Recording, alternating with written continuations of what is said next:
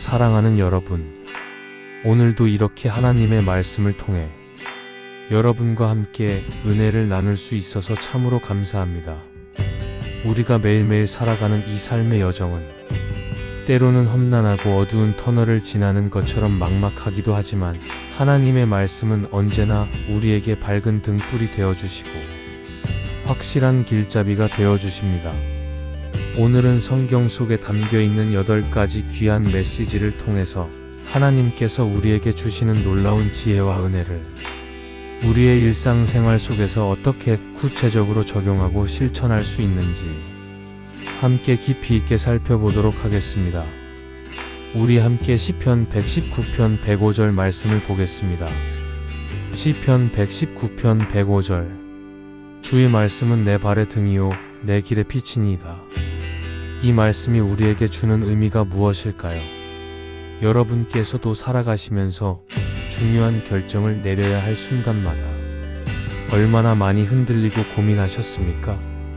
직장을 옮겨야 할지, 이 사업을 계속해야 할지, 자녀의 진로를 어떻게 인도해야 할지, 이러한 크고 작은 결정들 앞에서 우리는 너무나 자주 방황하곤 합니다. 그런데 하나님의 말씀은 마치 어두운 밤길을 걷는 우리에게 손전등을 비춰주시는 것처럼, 또한 낯선 도시를 운전할 때 정확한 길을 안내해주는 내비게이션처럼 우리의 발걸음을 한 걸음 한 걸음 인도해 주십니다. 제가 아는 한 집사님은 매일 출근하시기 전에 반드시 성경 한 구절을 묵상하고 나가신다고 합니다. 처음에는 그저 습관적으로 시작하신 일이었는데 시간이 지날수록 놀라운 변화를 경험하셨다고 고백하셨습니다. 아침에 묵상한 그 한 구절의 말씀이 하루 종일 마음속에 남아서 직장에서 어려운 상황을 만날 때마다 지혜로운 판단을 하게 되었고, 동료들과의 대화에서도 은혜로운 말들이 자연스럽게 나오게 되었다는 것입니다. 말씀이 단순히 종교적인 언어가 아니라 실제로 우리의 삶을 변화시키는 살아있는 능력이 된다는 것을 깨달으신 것이지요. 우리가 새벽에 일어나 창문을 열면 어둠이 서서히 물러가고 동이 트는 것을 보게 됩니다. 마찬가지로 하나님의 말씀이 우리 마음에 들어올 때 우리 안에 있던 어둠과 혼란이 물러가고 명확한 방향성과 확신이 생겨나는 것입니다. 예레미야 선지자는 이렇게 고백했습니다. 예레미야 15장 16절. 만군의 여호와시여, 나는 주의 이름으로 일컬음을 받는 자라. 내가 주의 말씀을 얻어먹었사오니 주의 말씀은 내게 기쁨과 내 마음의 즐거움이오나. 말씀을 먹는다는 것, 이것은 단순히 읽는 것이 아니라 우리의 영혼의 양식으로 삼는다는 의미입니다. 육신이 음식을 먹어야 힘을 얻듯이 우리의 영혼도 하나님의 말씀을 통해 새 힘을 얻고 방향을 찾아가는 것입니다. 현대 사회는 정보의 홍수 속에서 살아가고 있습니다. 스마트폰을 켜면 수많은 뉴스와 정보들이 쏟아지고 소셜미디어에는 각종 조언과 충고들이 넘쳐납니다. 그러나 그 어떤 정보도 하나님의 말씀만큼 우리 인생의 확실한 길잡이가 될 수는 없습니다. 세상의 지혜는 시대에 따라 변하고 사람의 조언은 때로 틀릴 수 있지만 하나님의 말씀은 영원 불변하며 언제나 진리입니다. 특별히 우리가 인생의 중요한 기로에 서 있을 때 말씀은 더욱 빛을 발합니다. 결혼을 앞두고 고민하는 청년들, 은퇴 후의 삶을 계획하는 분들, 자녀 교육 문제로 고민하는 부모님들, 이 모든 상황에서 하나님의 말씀은 우리에게 지혜와 분별력을 주십니다. 잠언 3장 5절과 6절은 이렇게 말씀합니다. 잠언 3장 5절에서 6절. 너는 마음을 다하여 여호와를 신뢰하고 내 명철을 의지하지 말라. 너는 범사의 그를 인정하라. 그리하면 내 길을 지도하시리라. 이 얼마나 확실한 약속입니까? 우리가 하나님을 신뢰하고 그분의 말씀을 따를 때 하나님께서 친히 우리의 길을 지도해 주신다는 것입니다. 제가 만난 많은 성도님들이 이 약속을 경험하셨습니다. 사업의 위기 속에서 말씀을 붙들고 정직의 길을 걸어가신 분, 질병의 고통 중에도 말씀으로 위로받고 치유받으신 분, 가정의 어려움을 말씀의 지혜로 극복하신 분들, 이 모든 간증들이 하나님의 말씀이 살아있음을 증명합니다. 이제 우리는 로마서 8장 15절의 놀라운 진리를 함께 나누고자 합니다. 로마서 8장 15절 너희는 다시 무서워하는 종의 영을 받지 아니하고 양자의 영을 받았으므로 우리가 아빠 아버지라 부르짖느니라. 여러분, 이 말씀이 우리에게 주는 위로와 확신이 얼마나 큰지 아십니까? 우리는 더 이상 하나님 앞에서 두려워 떠는 종이 아니라 그분의 사랑받는 자녀라는 것입니다. 아빠 아버지라고 부를 수 있는 친밀한 관계, 이것이 바로 우리가 하나님과 맺고 있는 관계입니다. 오늘날 많은 사람들이 불안과 두려움 속에서 살아가고 있습니다. 취업을 준비하는 청년들은 불확실한 미래 때문에 잠을 이루지 못하고, 자녀를 키우는 부모들은 아이들의 앞날을 걱정하며 한숨을 쉽니다. 중년의 가장들은 경제적 부담과 노후 준비로 무거운 짐을 지고 있고, 노년의 어르신들은 건강과 외로움으로 힘겨워하십니다. 그러나 우리가 하나님을 아버지로 모시고 있다는 사실을 기억한다면 이 모든 염려와 두려움은 평안으로 바뀔 수 있습니다. 제가 목회하면서 만난 한 청년의 이야기를 나누고 싶습니다. 대학을 졸업하고 2년 넘게 취업 준비를 하던 이 청년은 수십 번의 면접에서 떨어지면서 깊은 좌절감에 빠져 있었습니다. 자신감을 잃고 우울증까지 겪으며 힘든 시간을 보내던 중 새벽 기도회에서 이 로마서 말씀을 듣게 되었습니다. 하나님이 자신의 아버지라는 사실, 아버지는 자녀를 결코 버리지 않으신다는 진리가 그의 마음을 강하게 붙잡았습니다. 그날 이후 그는 매일 아침 하나님께 아빠 아버지라고 부르며 기도하기 시작했고, 놀랍게도 한 달 후 정말 원하던 직장에 합격하게 되었습니다. 더 중요한 것은 그 과정에서 하나님과의 관계가 회복되고 깊어졌다는 것입니다. 예수님께서는 우리에게 기도를 가르치실 때도 하늘에 계신 우리 아버지라고 부르라고 하셨습니다. 마태복음 6장 9절 그러므로 너희는 이렇게 기도하라. 하늘에 계신 우리 아버지여, 이름이 거룩히 여김을 받으시오며. 아버지라는 호칭 속에는 친밀함과 신뢰, 사랑과 보호의 의미가 다 담겨 있습니다. 세상의 아버지는 때로 부족하고 실수할 수 있지만 하늘 아버지는 완전하신 사랑으로 우리를 돌보십니다. 시편 103편 13절은 이렇게 말씀합니다. 시편 103편 13절 아버지가 자식을 긍휼히 여김같이 여호와께서는 자기를 경외하는 자를 긍휼히 여기시나니. 하나님의 아버지 되심을 깊이 묵상할 때 우리는 놀라운 평안을 누리게 됩니다. 아버지가 계시기에 우리는 혼자가 아니며, 아버지가 돌보시기에 우리는 안전하며, 아버지가 인도하시기에 우리는 길을 잃지 않습니다. 이사야 선지자는 하나님의 아버지 되심을 이렇게 고백했습니다. 이사야 64장 8절 그러나 여호와여, 이제 주는 우리 아버지시니이다. 우리는 진을 주는 토기장이시니 우리는 다 주의 손으로 지으신 것이니이다. 토기장이 되신 아버지는 우리 각자를 독특하고 아름답게 빚어가십니다. 때로는 그 과정이 아프고 힘들 수도 있지만 그것은 우리를 더욱 아름답고 유용한 그릇으로 만들기 위한 아버지의 사랑의 손길입니다. 마태복음 17장 20절의 말씀은 우리에게 믿음의 능력에 대해 가르쳐 줍니다.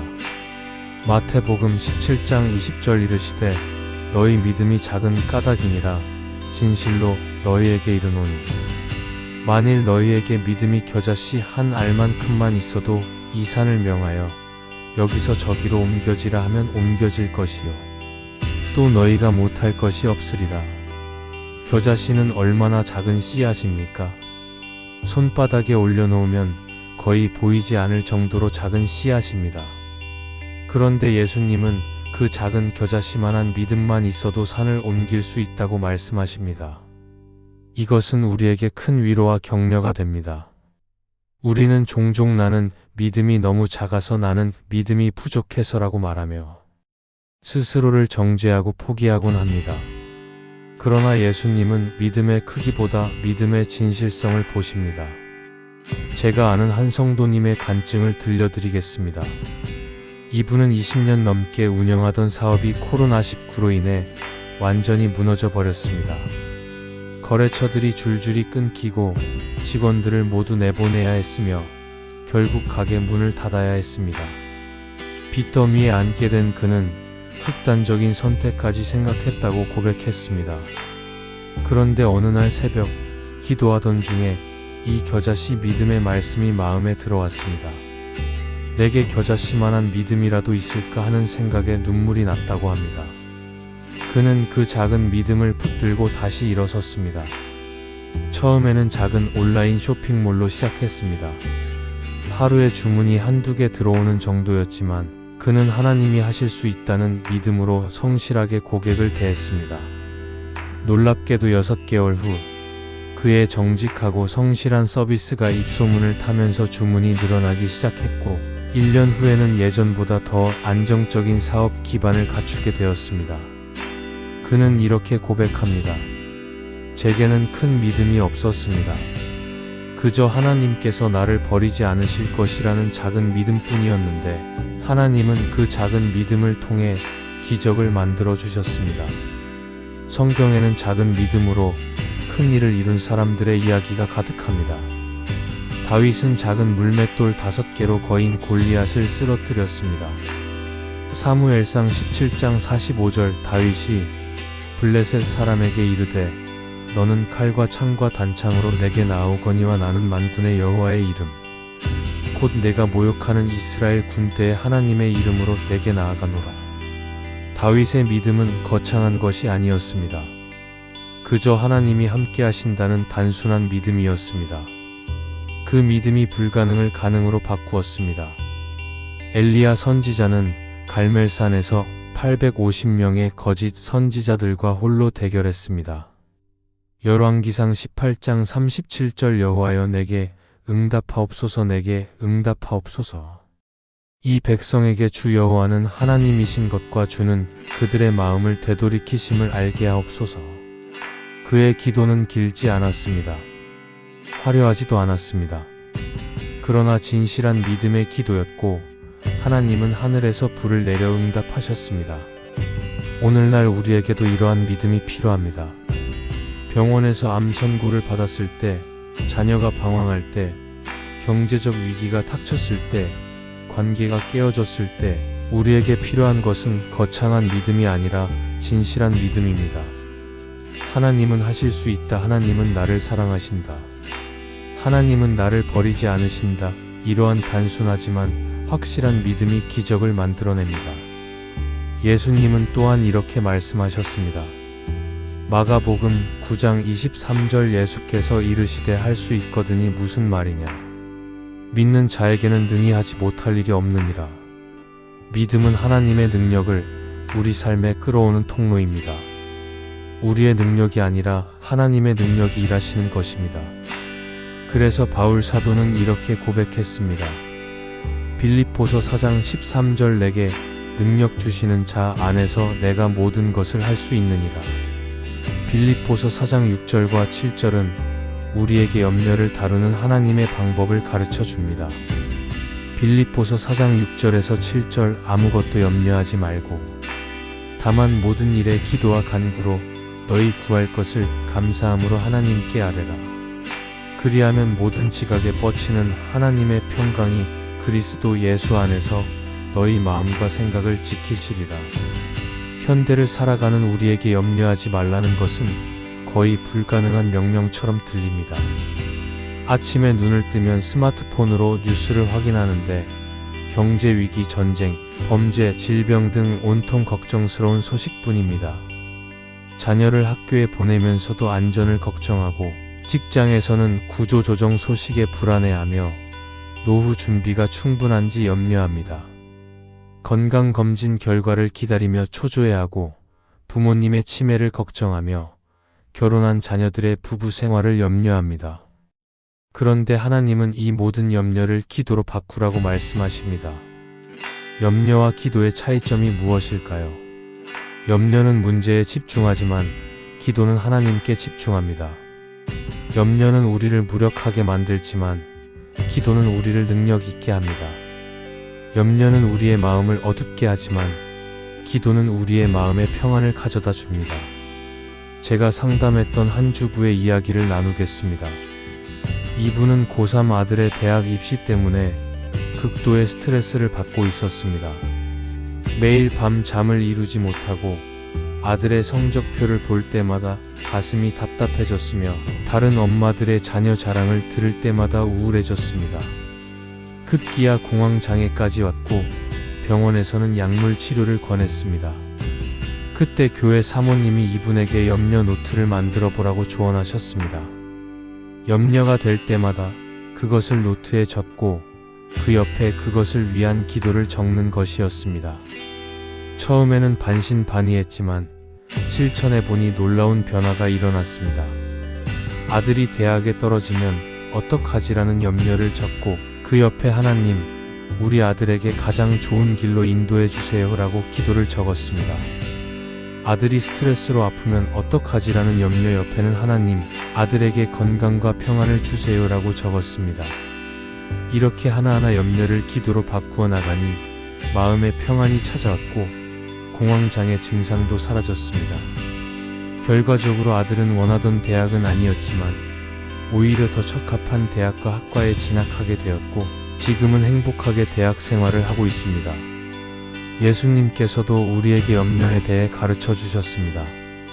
마태복음 6장 26절에서 27절 공중에 새를 보라 심지도 않고 거두지도 않고 창고에 모아들이지도 아니하되 너희 하늘 아버지께서 기르시나니 너희는 이것들보다 귀하지 아니하냐. 너희 중에 누가 염려함으로 그 키를 한 자라도 더할 수 있겠느냐. 염려한다고 해서 우리가 할 수 있는 일이 늘어나는 것이 아닙니다. 오히려 염려는 우리의 에너지를 소모시키고 판단력을 흐리게 하며 건강을 해칩니다. 그러나 기도는 다릅니다. 기도할 때 우리는 하나님의 지혜를 받고 하나님의 평안을 누리며 하나님의 능력을 경험합니다. 다니엘은 사자굴에 던져질 위기에서도 염려하지 않고 기도했습니다. 다니엘 6장 10절 다니엘이 이 조서에 왕의 도장이 찍힌 것을 알고도 자기 집에 돌아가서는 윗방에 올라가 예루살렘으로 향한 창문을 열고 전에 하던 대로 하루 3번씩 무릎을 꿇고 기도하며 그의 하나님께 감사하였더라. 죽음의 위협 앞에서도 다니엘은 염려 대신 기도를 선택했고 그 결과 하나님의 놀라운 구원을 경험했습니다. 베드로 사도는 이렇게 권면합니다. 베드로전서 5장 7절 너희 염려를 다 주께 맡기라 이는 그가 너희를 돌보심이라. 염려를 맡긴다는 것은 무엇을 의미할까요? 그것은 우리의 무거운 짐을 하나님께 내려놓는 것입니다. 하나님, 이 문제는 제가 해결할 수 없습니다. 하나님께 맡깁니다 라고 고백하는 것입니다. 그때 하나님은 우리가 상상할 수 없는 방법으로 일하십니다. 요한복음 13장 34절에서 35절에서 예수님은 우리에게 새 계명을 주셨습니다. 요한복음 13장 34절에서 35절 새 계명을 너희에게 주노니 서로 사랑하라. 내가 너희를 사랑한 것 같이 너희도 서로 사랑하라. 너희가 서로 사랑하면 이로써 모든 사람이 너희가 내 제자인 줄 알리라. 사랑은 기독교 신앙의 핵심입니다. 하나님이 사랑이시고 예수님의 십자가가 사랑의 극치이며 우리도 그 사랑을 실천하도록 부르심을 받았습니다. 그런데 많은 그리스도인들이 사랑을 거창하고 어려운 것으로 생각합니다. 해외 선교를 가야 하고 큰 헌금을 해야 하고 목숨을 바쳐야 한다고 생각합니다. 물론 그러한 헌신도 귀하지만 예수님이 말씀하시는 사랑은 우리의 일상 속에서 시작됩니다. 직장에서 힘들어하는 동료에게 따뜻한 커피 한 잔을 건네는 것, 지하철에서 임산부나 어르신께 자리를 양보하는 것, 아파트 경비원 아저씨께 감사 인사를 전하는 것, 식당에서 일하시는 분들께 친절하게 대하는 것, 이 모든 작은 행동들이 바로 사랑의 실천입니다. 이러한 작은 사랑의 씨앗들이 모여서 하나님의 나라를 이 땅에 확장시키는 것입니다. 제가 경험한 아름다운 사랑의 이야기를 나누고 싶습니다. 우리 교회에 혼자 사시는 할머니 한 분이 계셨는데 건강이 좋지 않아 거동이 불편하셨습니다. 그런데 같은 아파트에 사는 젊은 부부가 이 할머니를 돌보기 시작했습니다. 매일 아침 출근 전에 들러서 아침 식사를 챙겨드리고 퇴근 후에는 저녁 식사와 필요한 물건들을 사다 드렸습니다. 주말에는 병원에 모시고 가고 청소와 빨래도 해드렸습니다. 이들은 특별한 사람들이 아니었습니다. 평범한 맞벌이 부부였고 자신들도 바쁘고 피곤한 일상을 살아가는 사람들이었습니다. 그러나 그들은 예수님이라면 어떻게 하셨을까를 생각하며 할머니를 섬겼습니다. 놀라운 일이 일어났습니다. 이 부부의 사랑을 본 아파트 주민들이 하나씩 동참하기 시작한 것입니다. 어떤 분은 반찬을 만들어 나누고, 어떤 분은 차량 봉사를 하고, 어떤 분은 말벗이 되어드렸습니다. 결국 그 아파트에는 서로 돕고 사랑하는 아름다운 공동체가 만들어졌고, 많은 사람들이 교회에 관심을 갖게 되었습니다. 할머니는 돌아가시기 전에 이렇게 말씀하셨습니다. 나는 가족이 없다고 생각했는데 하나님께서 이렇게 많은 가족을 보내주셨구나. 사도 요한은 사랑에 대해 이렇게 말합니다. 요한일서 3장 18절 자녀들아, 우리가 말과 혀로만 사랑하지 말고 행함과 진실함으로 하자. 말로만 하는 사랑은 공허합니다. 진정한 사랑은 행동으로 나타납니다. 야고보서도 이를 강조합니다. 야고보서 2장 15절에서 17절 만일 형제나 자매가 헐벗고 일용할 양식이 없는데 너희 중에 누구든지 그에게 이르되 평안히 가라, 텁게 하라, 배부르게 하라 하며 그 몸에 쓸 것을 주지 아니하면 무슨 유익이 있으리요. 이와 같이 행함이 없는 믿음은 그 자체가 죽은 것이라. 오늘날 우리 사회는 극도로 개인주의화되고 있습니다. 이웃이 누군지도 모르고 살아가며 서로를 경쟁자로만 여깁니다. 이러한 차가운 세상에서 그리스도인의 사랑은 더욱 빛을 발합니다. 무한 경쟁 사회에서 양보하고 이기적인 세상에서 나누고 무관심한 시대에 관심을 갖는 것, 이것이 바로 우리가 실천해야 할 사랑입니다. 예수님은 선한 사마리아인의 비유를 통해 진정한 사랑이 무엇인지 가르쳐 주셨습니다. 누가복음 10장 33절에서 35절, 어떤 사마리아 사람은 여행하는 중 거기 이르러 그를 보고 불쌍히 여겨 가까이 가서 기름과 포도주를 그 상처에 붓고 싸매고 자기 짐승에 태워 주막으로 데리고 가서 돌보아 주니라.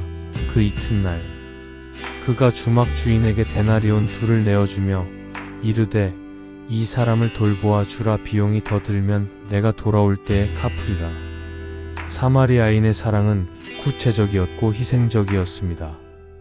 시간을 내었고 돈을 썼으며 끝까지 책임졌습니다. 이것이 예수님이 우리에게 요구하시는 사랑입니다. 우리 주변을 둘러보면 사랑이 필요한 사람들이 너무나 많습니다. 우울증으로 고통받는 이웃, 경제적 어려움에 처한 가정, 외로운 독거노인, 문화적 소외를 겪는 이주민들, 학교 폭력에 시달리는 청소년들, 이들 모두가 우리의 사랑을 기다리고 있습니다. 고린도전서 13장은 사랑의 특성을 이렇게 묘사합니다. 고린도전서 13장 4절에서 8절, 사랑은 오래 참고, 사랑은 온유하며 시기하지 아니하며, 사랑은 자랑하지 아니하며 교만하지 아니하며 무례히 행하지 아니하며 자기의 유익을 구하지 아니하며 성내지 아니하며 악한 것을 생각하지 아니하며 불의를 기뻐하지 아니하며 진리와 함께 기뻐하고 모든 것을 참으며 모든 것을 믿으며 모든 것을 바라며 모든 것을 견디느니라. 사랑은 언제까지나 떨어지지 아니하되 이러한 사랑을 완벽하게 실천하기는 어렵습니다. 그러나 우리가 예수님의 사랑을 받은 자로서 그 사랑을 조금씩이라도 흘려보내려고 노력할 때 세상은 변화하기 시작합니다. 로마서 5장 3절에서 5절은 고난의 의미에 대해 깊은 통찰을 제공합니다.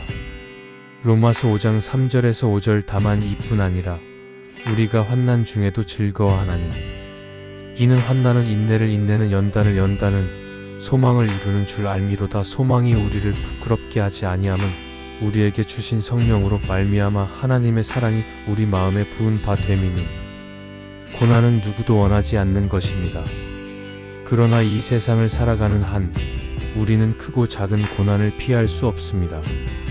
질병, 사별, 실직, 배신, 실패, 이러한 고난들이 우리를 찾아올 때 우리는 왜 하나님께서 이런 일을 허락하시는가라고 질문하게 됩니다. 그러나 성경은 고난 자체가 목적이 아니라 고난을 통해 우리를 더욱 아름답게 빚어가시는 하나님의 섭리가 있음을 가르쳐 줍니다. 제가 만난 한 권사님의 이야기를 나누고자 합니다. 이분은 유방암 3기 진단을 받았을 때 세상이 무너지는 것 같았다고 합니다. 두 자녀는 아직 중고등학생이었고 남편의 사업도 어려운 상황이었습니다. 왜 하필 지금, 왜 하필 나에게라는 원망이 가득했습니다. 그러나 항암 치료를 받으며 병원에서 만난 다른 환자들을 보면서 생각이 바뀌기 시작했습니다. 자신보다 더 어린 나이에 더 심각한 상황에서도 희망을 잃지 않고 싸우는 사람들을 보면서 용기를 얻었습니다. 그녀는 병실에서 같은 처지의 환자들과 함께 기도 모임을 시작했습니다. 서로를 위해 기도하고 격려하고 때로는 함께 울기도 했습니다. 놀라운 것은 자신이 아픈 중에도 다른 사람을 위로하고 기도할 때 오히려 자신의 마음에 평안과 기쁨이 찾아온다는 것이었습니다. 3년간의 투병 끝에 그녀는 완치 판정을 받았습니다. 그리고 지금은 암 환자들을 위한 상담 봉사를 하며 자신이 받은 위로를 다른 이들에게 전하고 있습니다. 그녀는 이렇게 고백합니다. 암은 제게 저주가 아니라 축복이었습니다. 암을 통해 저는 생명의 소중함을 알게 되었고 진정한 사랑이 무엇인지 배웠으며 하나님과 더욱 가까워졌습니다. 욥은 극심한 고난을 겪은 사람이었습니다. 하루아침에 모든 재산을 잃고 자녀들을 모두 잃고 건강마저 잃었습니다. 그러나 그는 이렇게 고백합니다. 욥기 23장 10절 그러나 내가 가는 길을 그가 아시나니 그가 나를 단련하신 후에는 내가 순금같이 되어 나오리라. 고난은 우리를 정금처럼 연단하는 과정입니다. 불순물을 제거하고 더욱 순수하고 아름답게 만드는 과정입니다. 베드로 사도도 고난에 대해 이렇게 말합니다. 베드로전서 1장 6절에서 7절 그러므로 너희가 이제 여러 가지 시험으로 말미암아 잠깐 근심하게 되지 않을 수 없으나 오히려 크게 기뻐하는도다. 너희 믿음의 확실함은 불로 연단하여도 없어질 금보다 더 귀하여 예수 그리스도께서 나타나실 때에 칭찬과 영광과 존귀를 얻게 할 것이니라. 고난을 통해 우리의 믿음은 더욱 단단해집니다. 순풍에 돛을 달고 갈 때는 몰랐던 하나님의 은혜를 폭풍 속에서 더욱 절실하게 깨닫게 됩니다. 고난은 우리를 겸손하게 만들고 다른 사람의 아픔을 이해하게 하며 영원한 것에 소망을 두게 합니다. 바울 사도는 자신의 고난을 이렇게 해석했습니다. 고린도후서 12장 9절에서 10절 나에게 이르시기를 내 은혜가 내게 족하도다 이는 내 능력이 약한 데서 온전하여짐이라 하신지라. 그러므로 도리어 크게 기뻐함으로 나의 여러 약한 것들에 대하여 자랑하리니 이는 그리스도의 능력이 내게 머물게 하려 함이라. 그러므로 내가 그리스도를 위하여 약한 것들과 능욕과 궁핍과 박해와 곤고를 기뻐하노니 이는 내가 약한 그때의 강함이라. 우리가 약할 때 하나님의 강함이 나타납니다. 우리가 무너질 때 하나님께서 우리를 일으켜 세우십니다.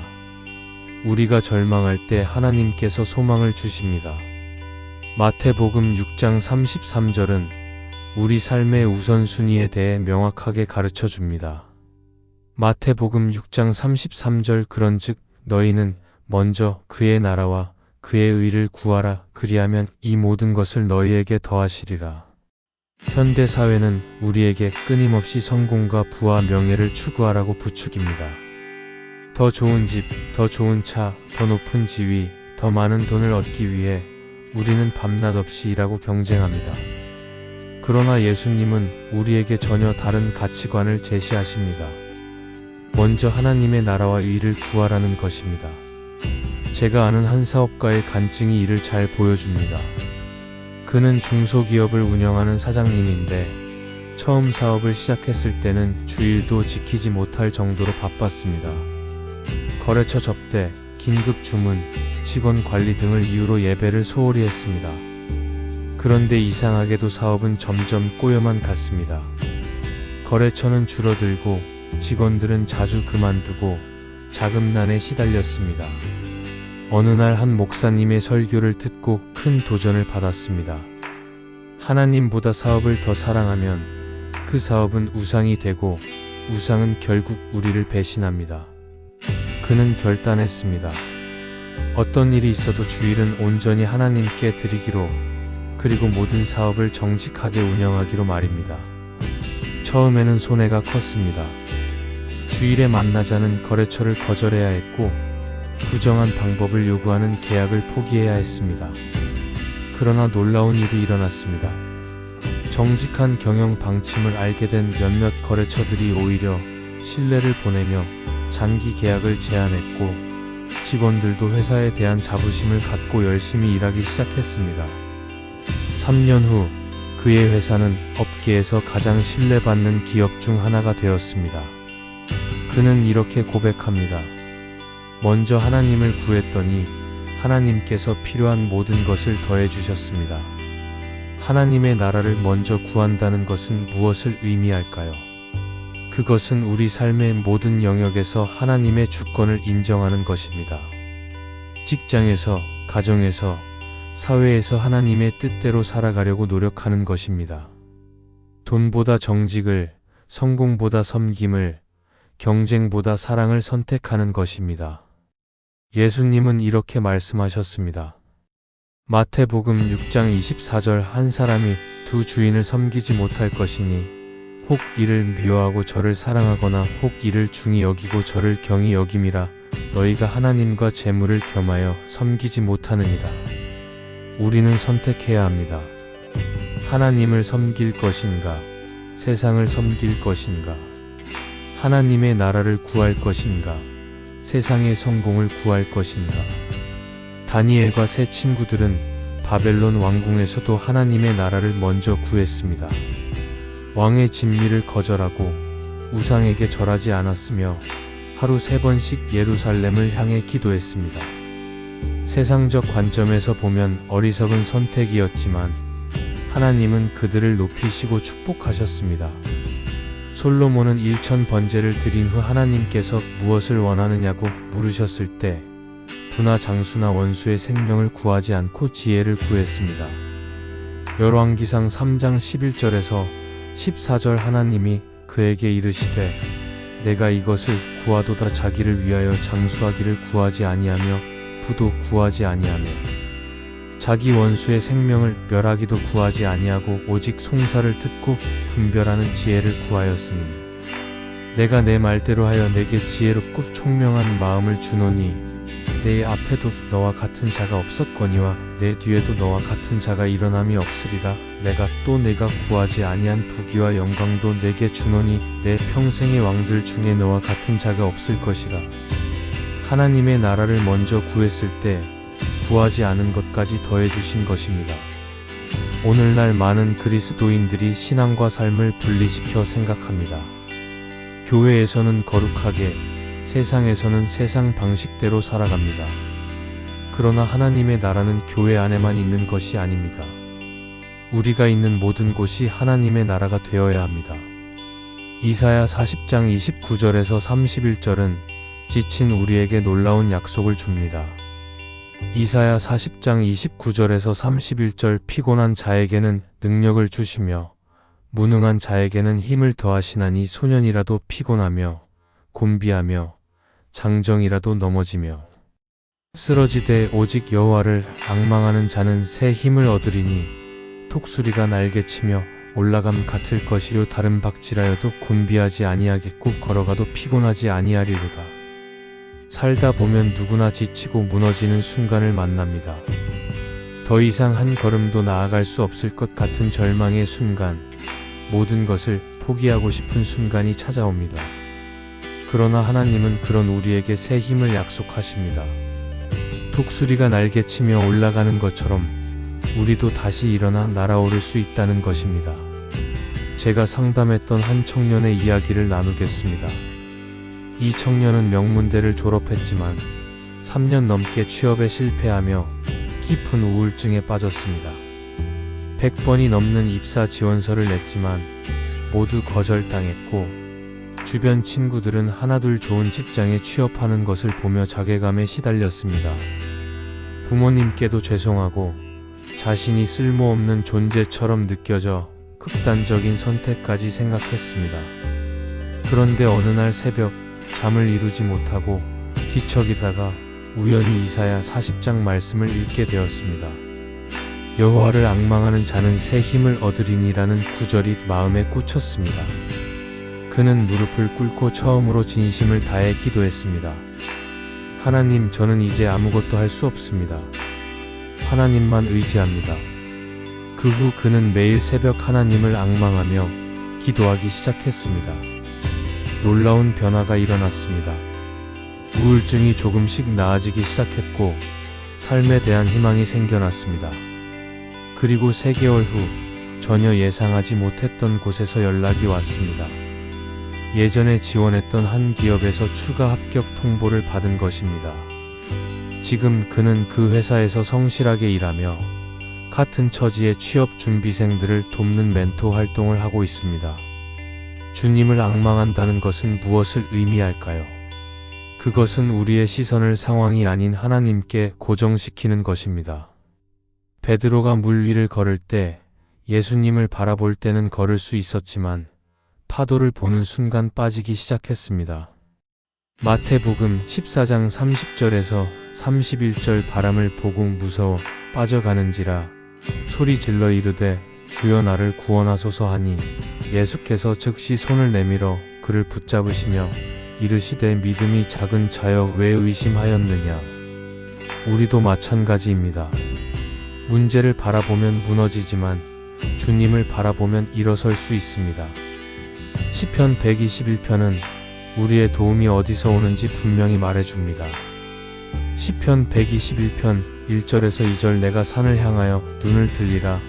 나의 도움이 어디서 올까? 나의 도움은 천지를 지으신 여호와에게서로다. 천지를 창조하신 하나님이 우리의 도움이 되십니다.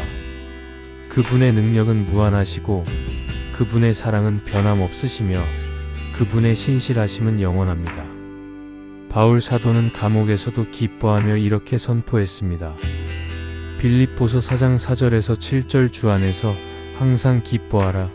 내가 다시 말하노니 기뻐하라. 너희 관용을 모든 사람에게 알게 하라. 주께서 가까우시니라. 아무것도 염려하지 말고 다만 모든 일에 기도와 간구로 너희 구할 것을 감사함으로 하나님께 아뢰라. 그리하면 모든 지각에 뛰어난 하나님의 평강이 그리스도 예수 안에서 너희 마음과 생각을 지키시리라. 감옥이라는 절망적인 상황에서도 기뻐할 수 있었던 것은 그의 소망이 환경에 있지 않고 주님께 있었기 때문입니다. 하박국 선지자도 극한의 상황에서 이렇게 고백했습니다.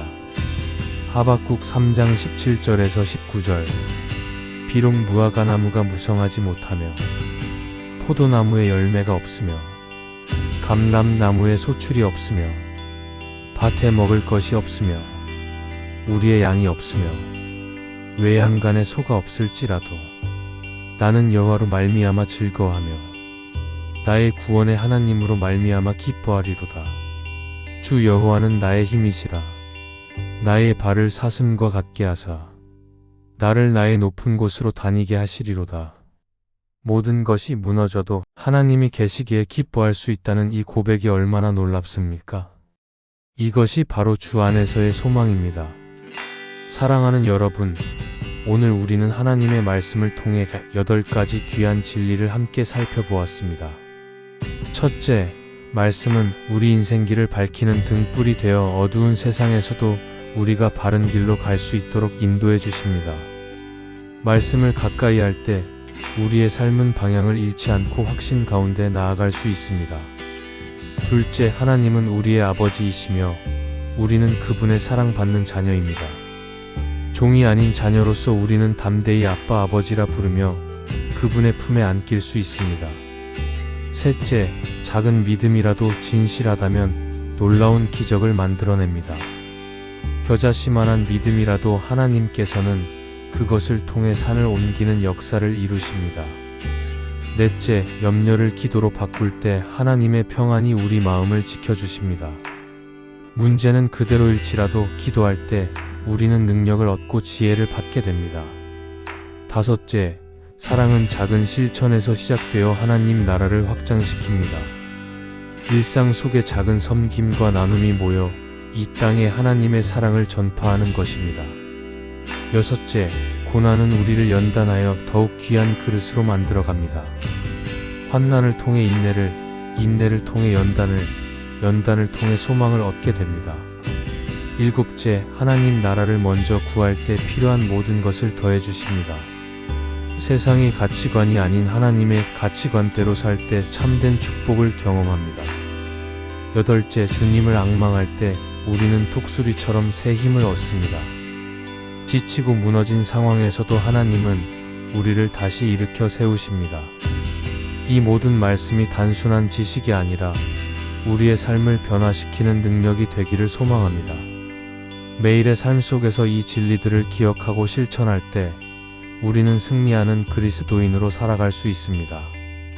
혹시 지금 이 시간 인생의 막막한 터널을 지나고 계신 분이 있으십니까? 질병으로, 경제적 어려움으로, 관계의 아픔으로, 미래의 불안으로 힘들어하고 계신 분이 있으십니까? 오늘 들으신 말씀을 붙잡으십시오. 하나님은 여러분의 아버지이시고 여러분을 결코 버리지 않으실 것입니다. 작은 믿음이라도 좋으니 하나님께 맡기십시오. 염려를 기도로 바꾸고 작은 사랑을 실천하며 하나님 나라를 먼저 구하십시오. 그리할 때 여러분은 독수리가 날개치며 올라가는 것처럼 새 힘을 얻게 될 것입니다.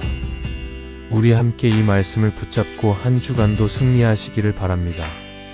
어떤 상황에서도 말씀이 우리의 등불이 되고 하나님이 우리의 아버지 되시며 믿음으로 기적을 경험하고 기도로 평안을 누리며 사랑으로 세상을 변화시키고 고난 중에도 소망을 잃지 않으며 하나님 나라를 먼저 구하고 주님 안에서 새 힘을 얻는 복된 삶이 되시기를 예수 그리스도의 이름으로 축원합니다.